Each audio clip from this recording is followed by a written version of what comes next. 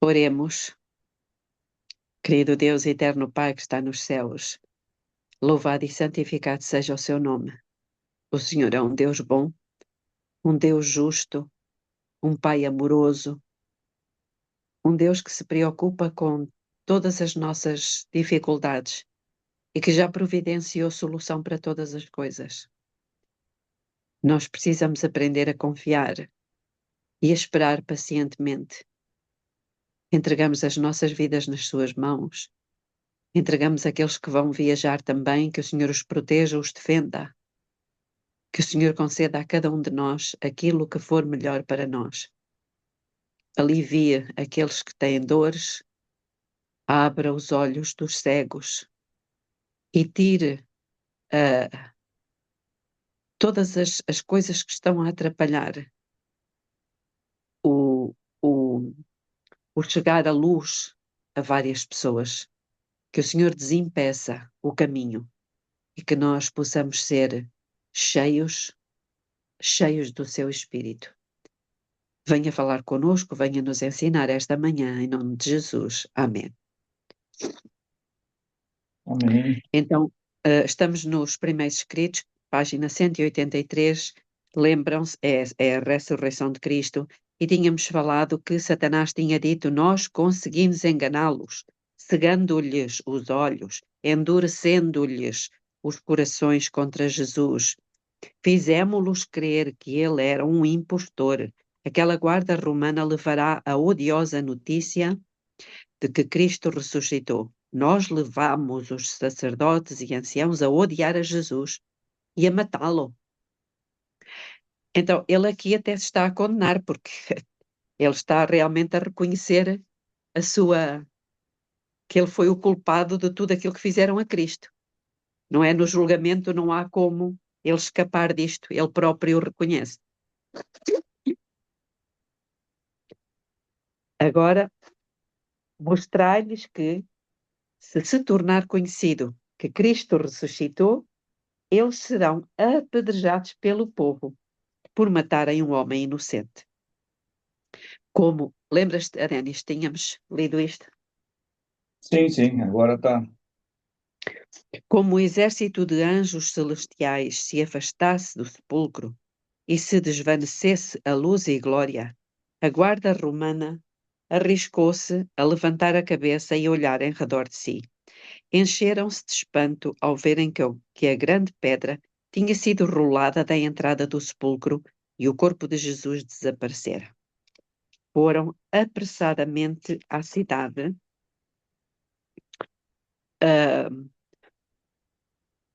para fazerem saber aos sacerdotes e anciãos o que tinham visto. Ouvindo aqueles assassinos a maravilhosa notícia, sobreveio a palidez a todos os rostos. Foram tomados de horror ao pensamento do que haviam feito. Se a notícia era exata, eles estavam perdidos. Por algum tempo ficaram sentados em silêncio, olhando uns para os outros, não sabendo o que fazer ou dizer. Eu faço ideia o pavor e a agonia que estes indivíduos sentiram. Aceitar a notícia seria condenar-se. Foram à parte para se consultarem quanto ao que deveria fazer-se. Raciocinaram que, se a notícia trazida pela guarda circulasse entre o povo, aqueles que mataram a Cristo seriam mortos como seus assassinos. Resolveu-se assalariar os soldados para conservar o assunto em segredo. Os sacerdotes e anciãos lhes ofereceram grande soma de dinheiro para que dissessem: vieram de noite os discípulos dele e o roubaram enquanto dormíamos. Mateus 28:13. E quando a guarda indagou o que seria feito com eles por dormirem em seu posto, os oficiais judeus prometeram persuadir o governador e conseguir a segurança deles. Por amor ao dinheiro, a guarda romana vendeu a sua honra e concordou em seguir o conselho dos sacerdotes e anciãos. Eu peço desculpa, nós já lemos isto. Eu acredito que sim, Belinha. Nós já lemos isto, até porque depois há aqui uma nota sobre Herodes Antipas, que tomou parte do julgamento de Cristo. É isso mesmo. Peço desculpa. Então dizes tu que ficámos aonde? Eu acredito que foi na página 190, a Ascensão de Cristo. A ascensão de Cristo é provável. Olha, peço desculpa, eu agora é que percebi aqui que tinha posto a marca noutro sítio. A ascensão de Cristo, página 190. Todo o céu estava à espera da hora de triunfo em que Jesus ascendesse a seu Pai. E mesmo essa parte nós não tínhamos lido lá já.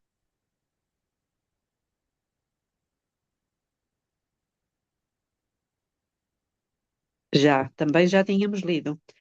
Então tá certo, a minha, assim, os discípulos de Cristo, então, é a página 192 mesmo, tá 2. certo, então. É, dá certo. Desculpa. Deixei a marca lá atrás. Está certo. É, Então é é, que página? é 192 mesmo. É isso mesmo. Com grande poder, os discípulos pregaram sobre o crucificado e ressurgido Salvador. Sinais e maravilhas foram operados por eles, em nome de Jesus. Os enfermos foram curados. E um homem que havia sido coxo desde o nascimento foi restaurado à perfeita saúde e entrou com Pedro e João no templo, andando e saltando e louvando a Deus à vista de todo o povo. As novas se espalharam e o povo começou a se comprimir em torno dos discípulos. Muitos se ajuntaram grandemente atônitos em face da cura que se havia operado. Quando Jesus morreu, os sacerdotes pensaram que nenhum milagre mais seria realizado entre os homens, que o excitamento se extinguira e o povo voltaria às tradições dos homens. Mas eis precisamente entre eles os discípulos. Mas eis precisamente entre eles os discípulos estavam operando milagres e o povo estava sobremodo maravilhado. Jesus havia sido crucificado e eles se interrogavam admirados onde haviam os discípulos adquirido este poder. Lembram-se que Jesus tinha dito: foi-me dado todo o poder nos céus e na terra, portanto, ide. Jesus havia sido crucificado e eles se interrogavam admirados onde haviam os discípulos adquirido esse poder. Quando ele estava vivo, achavam que ele repartia com eles o poder, mas havendo morrido, esperavam que os milagres cessassem. Pedro compreendeu a sua perplexidade e disse-lhes: Israelitas, por que vos maravilhais disto, ou porque fitais os olhos em nós, como se pelo nosso próprio poder ou piedade o tivéssemos feito andar? O Deus de Abraão, de Isaque e de Jacó, o Deus dos nossos pais, glorificou a seu servo Jesus, a quem vós traístes e negastes perante Pilatos, quando este havia decidido soltá-lo. Vós, porém, negastes o santo e o justo, e pedistes que vos concedessem um homicida. Destarte, mataste o autor da vida, a quem Deus ressuscitou dentre os mortos, do que nós somos testemunhas.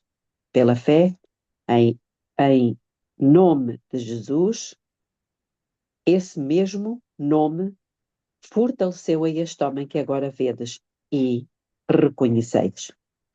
Os principais sacerdotes, este era o que era? Era um coxo, não era? Era o O coxo. culto estava à porta do templo. Sim.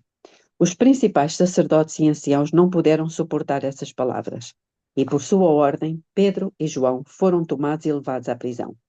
Mas milhares haviam sido convertidos e levados a crer na ressurreição e ascensão de Cristo por terem ouvido apenas um discurso dos discípulos. Os sacerdotes e anciãos ficaram perturbados. Eles haviam matado Jesus, a fim de que a mente do povo voltasse para eles. Então aqui é que estava o problema. Aqui é que estava o problema. Eles queriam seguidores. Eles queriam Preeminência. preeminência, protagonismo. Eles tinham sede de poder. A mente do povo voltasse para eles. Mas a coisa estava agora pior do que antes. Estavam sendo abertamente acusados pelos discípulos de serem os assassinos do Filho de Deus e não podiam calcular até que ponto iriam as coisas ou como seriam considerados pelo povo. Alegremente teriam levado Pedro e João à morte, mas não ousavam fazê-lo, pois temiam o povo. No dia seguinte, os apóstolos foram levados perante o conselho. Ali estavam os mesmos homens que haviam veementemente clamado pelo sangue do justo. Tinham ouvido Pedro negar o seu Senhor com maldição e pragas, quando acusado de ser um dos seus discípulos, e esperavam intimidá-lo de novo. Mas Pedro tinha-se convertido e via agora uma oportunidade para remover a mancha dessa precipitada e covarde negação e exaltar o nome que havia desonrado. Com santa ousadia e no poder do Espírito, destemidamente ele declarou: em nome de Jesus Cristo Nazareno, a quem vós crucificastes e a quem Deus ressuscitou dentre os mortos, sim, em seu nome, é que este está curado perante vós. Este Jesus é pedra rejeitada por vós, os construtores, a qual se tornou a pedra angular. E não há salvação em nenhum outro, porque debaixo do céu não existe nenhum outro nome dado entre os homens pelo qual importa que sejamos salvos. Os presentes ficaram estupefactos ante a ousadia de Pedro e João e compreenderam que eles haviam estado com Jesus, pois sua nobre, idómita, que é irrepreensível conduta, era como a de Jesus quando diante dos seus inimigos. Jesus, por um olhar de mágoa e piedade, reprovou Pedro, quando este o negara, e agora, como ele ousadamente reconhecia o seu Senhor, foi aprovado e abençoado. Como um sinal da aprovação de Jesus, Pedro foi cheio do Espírito Santo. Que bonito. Amém.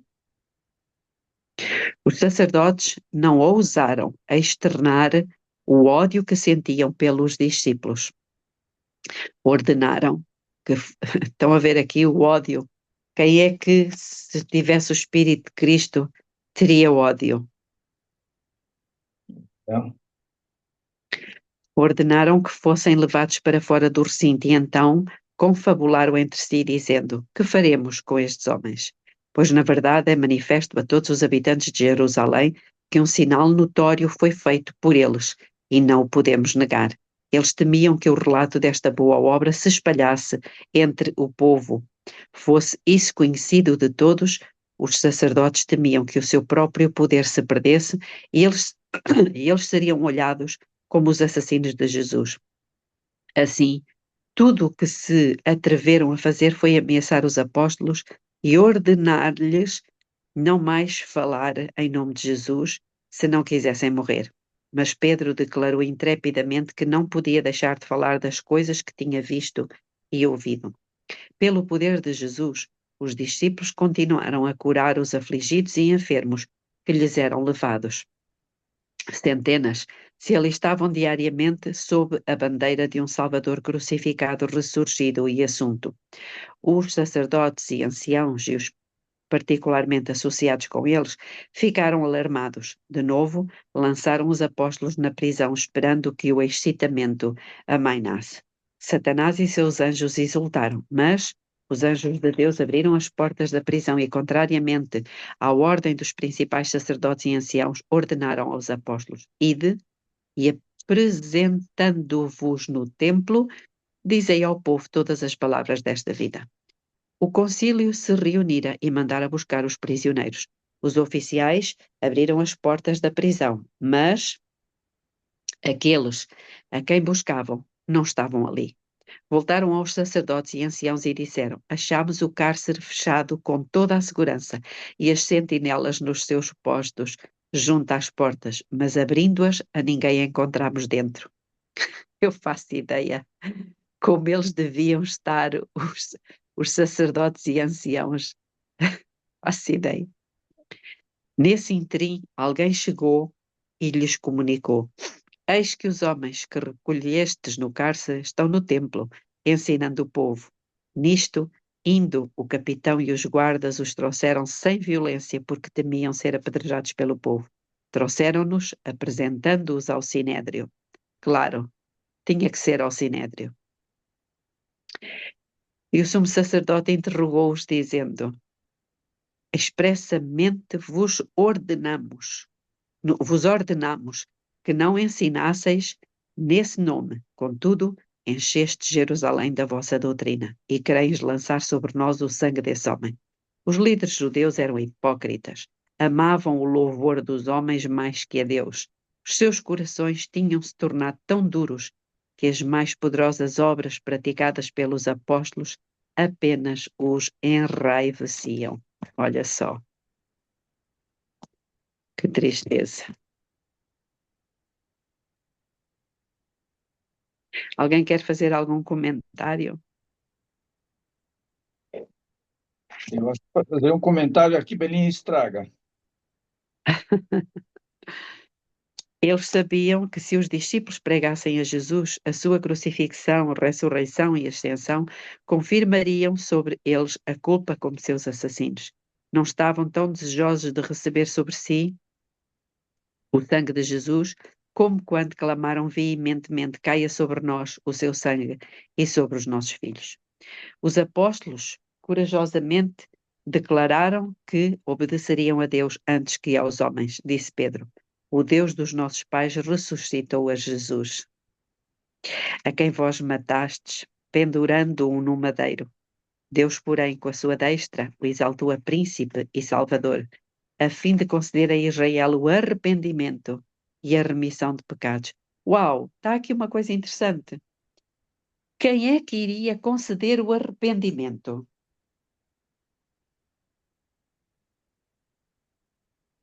Cristo. É Cristo. Então, se é Ele que concede o arrependimento, João, quem João é que nos... 16:8, João 16:8 é Cristo. Exatamente. Ai, ai, ai. Se é Ele que concede o arrependimento, quem é que nos convence do pecado? É isso que estás a dizer, não é? É.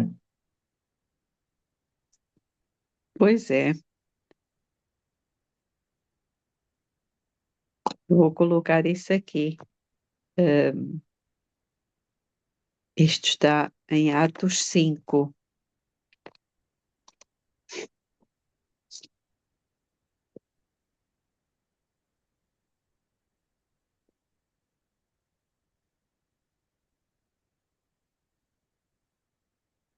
Pois é.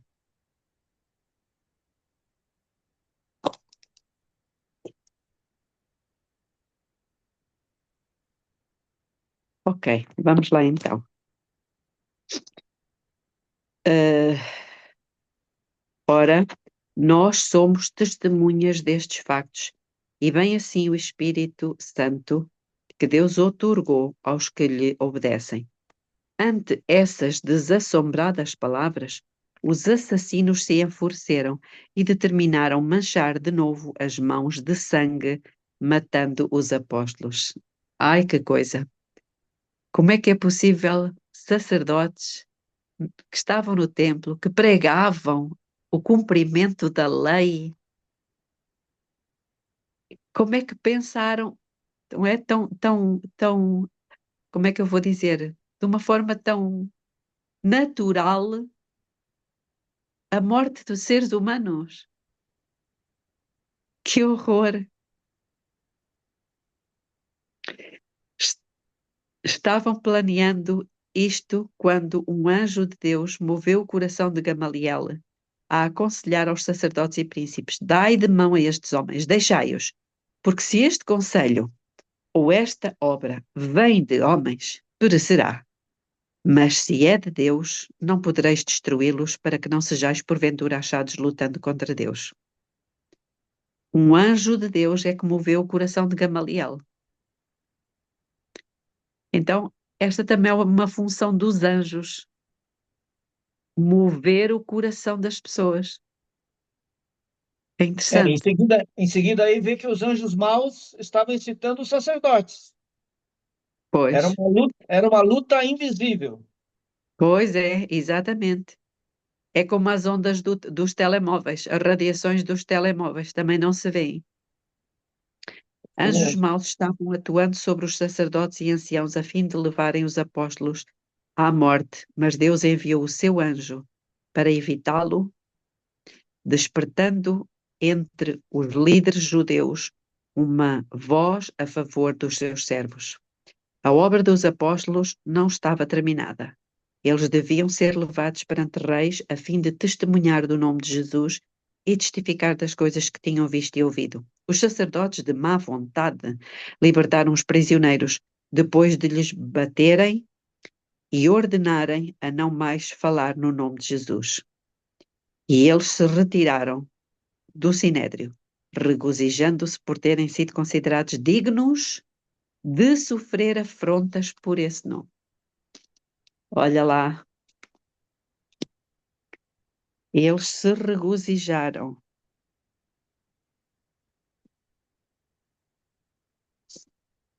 E todos os dias no templo e de casa em casa não cessavam de ensinar e de pregar Jesus, o Cristo.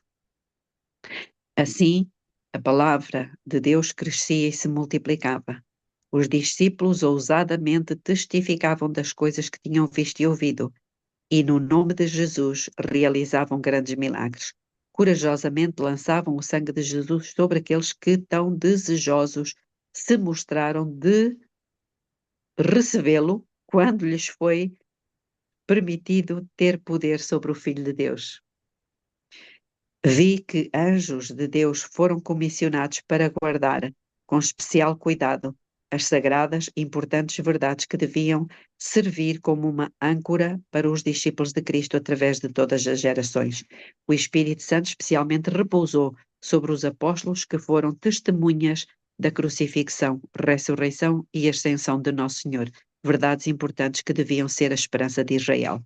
Todos deviam olhar para o Salvador do mundo como a sua única esperança e andar no caminho que ele havia aberto aberto com o sacrifício da sua própria vida e guardar a lei de Deus e viver.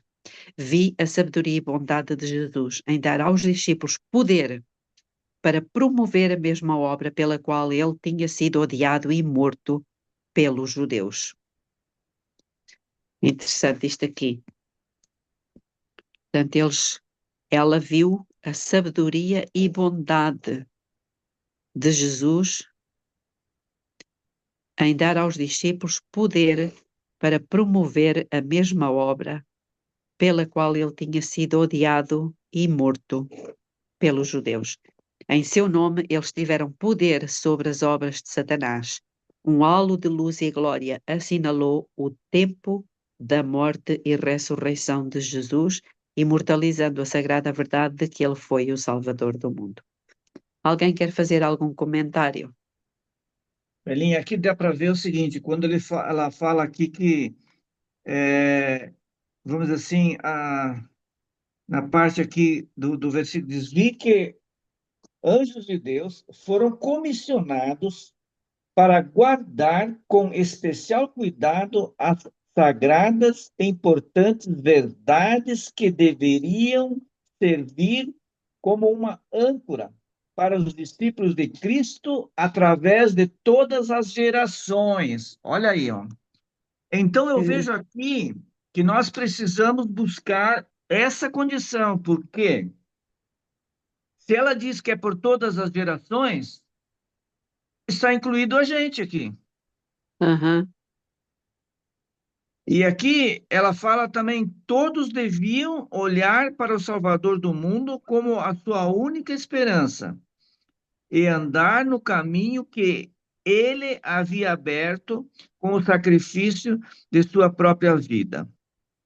E aqui ela diz: vi a sabedoria e a bondade de Jesus em dar aos discípulos poder para promover a mesma obra pela qual ele tinha sido odiado e morto pelos judeus. Então, se Deus tem um propósito de dar andamento a essa obra nesse tempo, e eu espero não, tenho certeza que sim, então nós temos que reclamar essas promessas. Exatamente. Aqui Sem dúvida. está bem claro aqui. Sim. Aqui agora a morte de Estevão.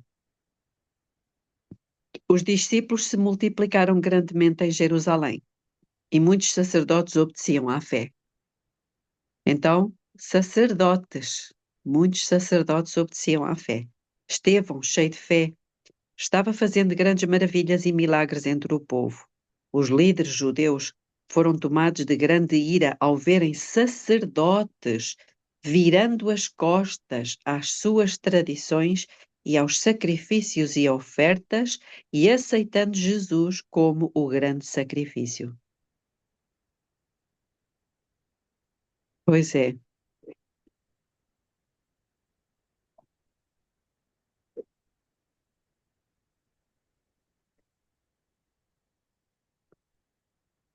Com poder do alto, Estevão reprovava os incrédulos sacerdotes e anciãos e exaltava a Jesus perante eles. Eles não podiam resistir à sabedoria e poder com que Estevão falava, e ao verificarem que não podiam de maneira alguma prevalecer contra ele, assalariaram homens para testemunhar falsamente que tinham-no ouvido proferir palavras blasfemas contra Moisés e contra Deus. Instigaram o povo e se apossaram de Estevão e, mediante falsas testemunhas, acusaram-no de falar contra o templo e a lei. Eles testemunhavam que tinham-no ouvido dizer que esse Jesus de Nazaré destruiria os costumes que Moisés lhes havia dado. Isso é uma Estando Estevão, barbaridade, hein? completamente, estando Estevão perante os seus juízes, a luz da glória de Deus repousou em seu semblante. A luz da glória. Todos os que estavam assentados no sinédrio, fitando os olhos em Estevão, viram o seu rosto como se fosse o rosto de anjo. Quando chamado a responder às acusações levantadas contra ele, Estevão começou por Moisés e os profetas e passou em revista a história dos filhos de Israel e o trato de Deus com eles, e mostrou como Cristo havia sido predito na profecia. Pois, isto é que era importante para os judeus naquela altura. Era provar que aquele homem que tinha estado com eles, Jesus Cristo, era o Messias que já estava profetizado no Antigo Testamento. E para isso ele começou por Moisés. Portanto, para os judeus naquela altura, esta era a prova. Agora, para nós, não é essa a prova. Agora, para o mundo cristão, não é que aquele homem que veio, morreu e ressuscitou era o Messias. Agora é provar que o Espírito Santo é Cristo. Ou é o Espírito de Cristo. No fundo é Cristo. Referiu-se à história do templo e declarou que Deus não habita em templos feitos por mãos humanas. E é curioso porque esta frase está lá no Antigo Testamento. Acho que foi no tempo de Saul, não foi? Quando o templo, ou de Salomão, quando o templo foi dedicado. Só um bocadinho. Deixem-me só ver aqui.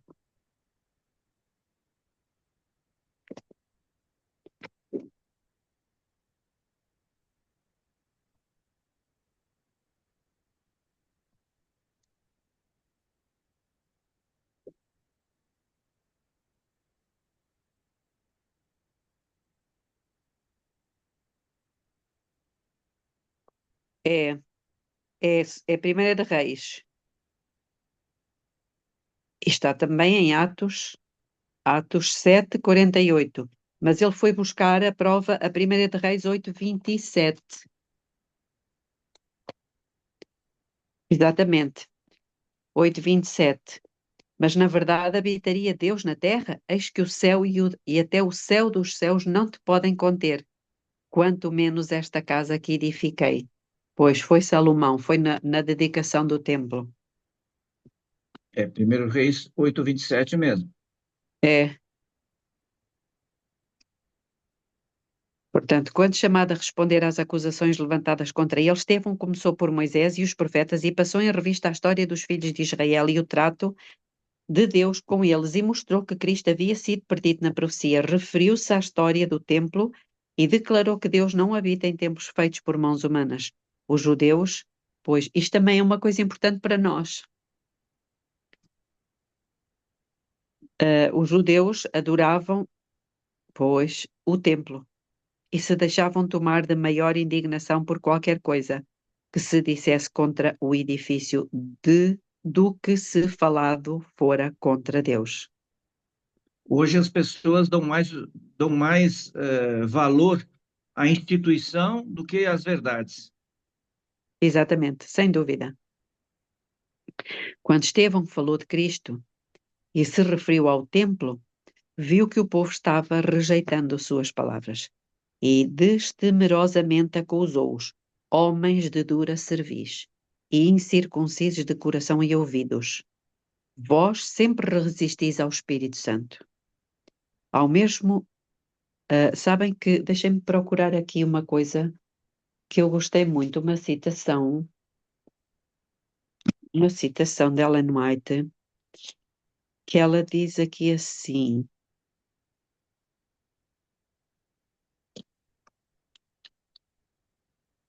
assim como não podemos alcançar perdão sem Cristo, também não podemos nos arrepender sem que o Espírito de Cristo nos desperte a consciência. Qual é o endereço, Belinha? Sim. Como? Qual é o endereço? Qual é o livro? É Caminho a Cristo, capítulo 3, página 26.1. Portanto, há aqui uma ligação muito interessante. Da mesma maneira que não podemos alcançar perdão sem Cristo, porquê? Porque Cristo é que pagou o preço, não é? O salário do pecado é a morte. Também não podemos nos arrepender sem que o Espírito de Cristo, ou seja, temos aqui o Cristo nas duas naturezas, em carne Uhum. e em espírito. E é em espírito que ele desperta a consciência. Ou seja, desperta a mente. Percebem? Isto é uma comunicação de mente para mente.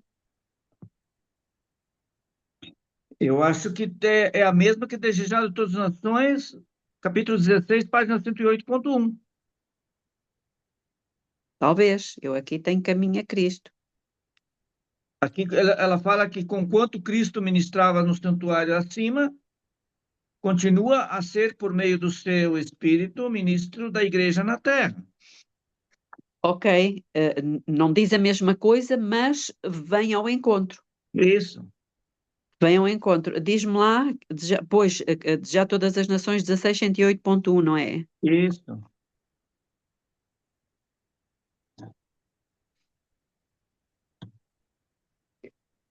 Exatamente, portanto, está muito interessante aqui, mas o que eu quero salientar é que o Espírito de Cristo, ele atua aonde? Na nossa consciência. Na nossa consciência não se vê, ninguém ouve, não é? Mas ele trabalha aqui na mente. Enquanto que Cristo, quando estava aqui em carne, agora é compreensível, não é? Se não fosse o trabalho do Espírito, não é? Do Espírito Santo, da parte divina de Cristo, da presença de Cristo, invisível, ninguém aceitaria o Cristo em carne, não é? Não sei se estão todos aqui a entender isto, se querem dizer alguma coisa.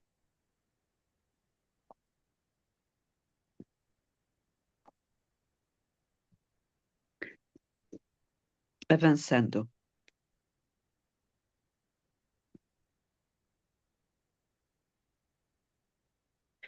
Homens de dura cerviz e incircuncisos de coração e de ouvidos, vós sempre resistis ao Espírito Santo. Ao mesmo tempo que observavam as ordenanças exteriores da sua religião, tinham o coração corrompido e cheio de maldade mortal. Ele se referiu à crueldade dos seus pais em perseguir os profetas e declarou que aqueles a quem se dirigia haviam cometido um pecado maior na rejeição e crucifixão de Cristo. Qual dos profetas vossos pais não perseguiram? Eles mataram os que anteriormente anunciavam a vinda do justo, do qual vós agora vos tornastes traidores e assassinos. Ao serem proferidas essas verdades claras e cortantes, os sacerdotes e príncipes encheram-se de furor e rilhavam os dentes contra ele. Que horror! Ai, ai. Mas Estevão, cheio do Espírito Santo, fitou os olhos no céu e viu a glória de Deus e Jesus que estava à sua direita e disse: Eis que vejo os céus abertos e o Filho do Homem em pé à destra de Deus. O povo não o ouvia. Clamando com alta voz, taparam os ouvidos e unânimes arremeteram contra ele e, lançando-o fora da cidade, o apedrejaram. Estevão, ajoelhando-se, clamou em alta voz: Senhor, não lhes imputes este pecado. Vi que Estevão foi um poderoso homem de Deus, suscitado especialmente para preencher um importante lugar na igreja. Satanás exultou com a sua morte, pois ele sabia que os discípulos sentiriam sobremaneira a sua perda. Mas o triunfo de Satanás foi breve, pois nesse grupo, testemunhando a morte de Estevão, havia um a quem Jesus estava para revelar-se.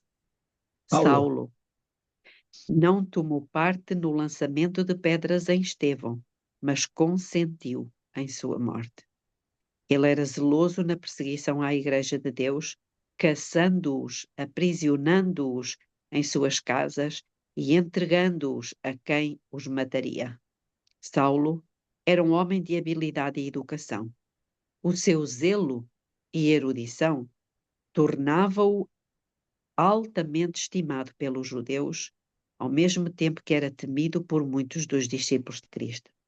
Os seus talentos eram eficazmente empregados por Satanás em promover a sua rebelião contra o Filho de Deus e os que criam nele. Mas Deus pode quebrar o poder do grande adversário e libertar os que são por ele levados cativos. Cristo havia separado Saulo como um vaso escolhido para pregar o seu nome, para fortalecer os discípulos em sua tarefa e mais ainda para preencher o lugar de Estevão. Não sei se alguém quer fazer algum comentário. A gente percebe o grande conflito aí, é impressionante, hein?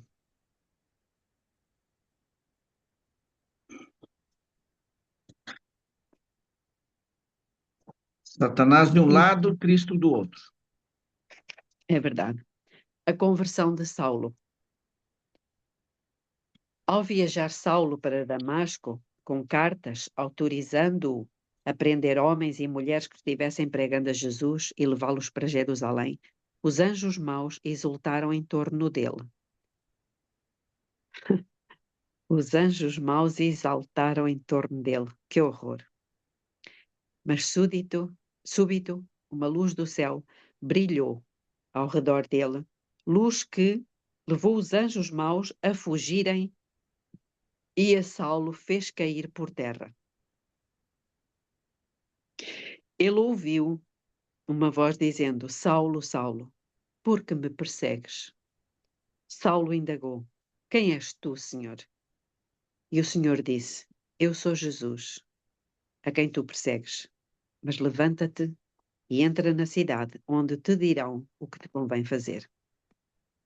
Os homens que com ele estavam emudecidos ouviram a voz, mas a ninguém viram. Ao extinguir-se a luz e levantar-se Saulo da terra e abrir os olhos, verificou que estava inteiramente privado da capacidade de ver. A glória da luz do céu o havia cegado. Conduziram-no pela mão e o levaram a Damasco. Se o conduziram pela mão, certamente eles estavam a pé. Senão não podia ser pela mão, não é? E esteve 3 dias sem ver, nem comeu, nem bebeu. O Senhor então enviou o seu anjo a um dos mesmos homens a quem Saulo esperara prender e revelou-lhe em visão que deveria ir à rua chamada direita e, na casa de Judas, procura por Saulo, apelidado de Tarso, pois ele está orando. E viu entrar um homem chamado Ananias e impor-lhe as mãos para que recuperasse a vista. Ananias receou que houvesse nisto algum engano e começou a relatar ao Senhor o que tinha ouvido acerca de Saulo. Mas o Senhor disse a Ananias: Vai, porque este é para mim um instrumento escolhido para levar o meu nome perante os gentios e reis, bem como perante os filhos de Israel. Pois eu lhe mostrarei quanto lhe importa sofrer pelo meu nome.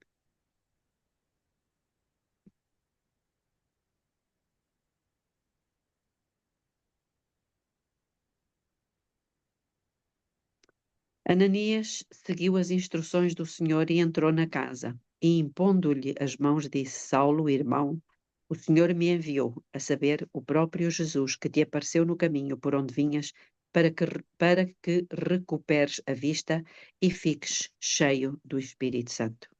Imediatamente Saulo recebeu a vista, levantou-se e foi batizado. Então ensinava ele nas sinagogas que Jesus era, na verdade, o Filho de Deus. Portanto, este é que era o ponto. Era não acreditar que ele fosse o Filho de Deus. Jesus era, na verdade, o Filho de Deus.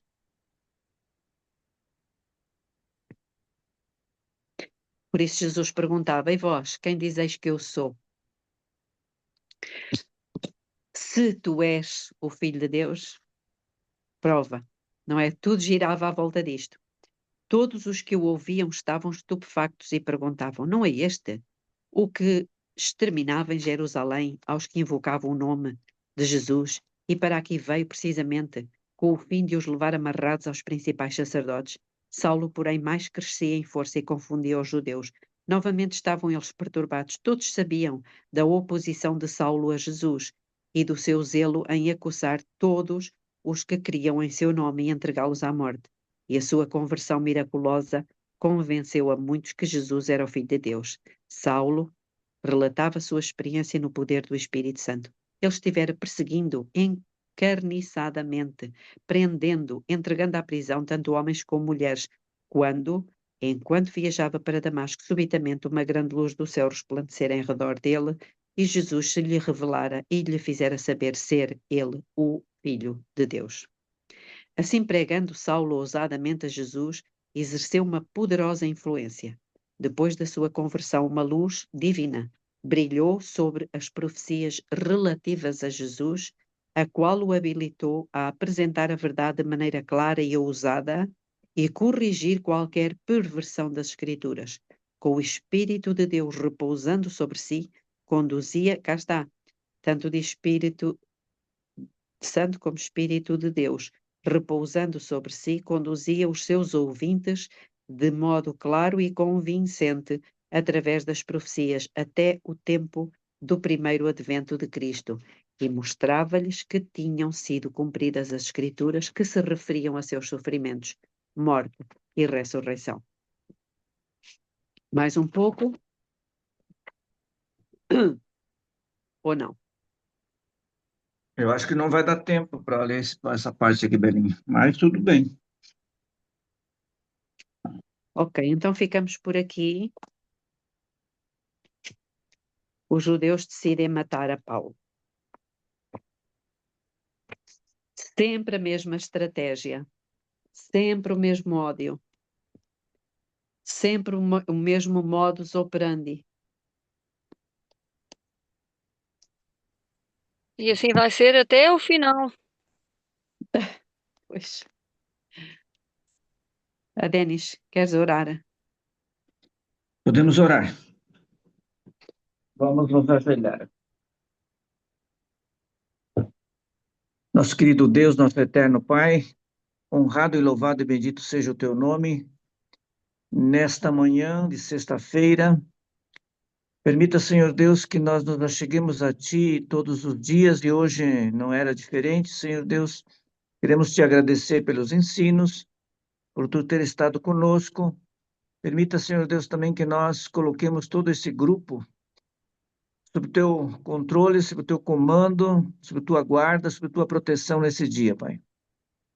Também, ó Senhor Deus, fica com o esposo da Belinha, que ele possa estar, Senhor Deus, sendo velado por Ti, que os Teus anjos e que o Teu Santo Espírito possa estar com ele, e que se for de Tua vontade, Pai, que o Senhor possa curá-lo. Mas faça sempre a Tua vontade, Pai. E se isso não for do Teu agrado, permita que ele não sinta dores e que ele esteja, Senhor Deus, sendo preparado para o Teu reino. Guarda também a Belinha, com o esforço que está sendo feito lá, Senhor Deus, para também ajudá-lo e também, Senhor Deus, conservá-lo com um certo conforto, dá-lhe força e sabedoria para tudo. Fica com cada um também, Senhor Deus, nessa manhã. Que o Senhor possa dar a cada um, Senhor Deus, um dia feliz, que possam realmente preparar o sábado, Senhor Deus, que é o dia da preparação para a tua honra e tua glória. Mais uma vez, Senhor Deus, te agradecemos. Guarda-nos e protege-nos, em nome de Jesus, amém.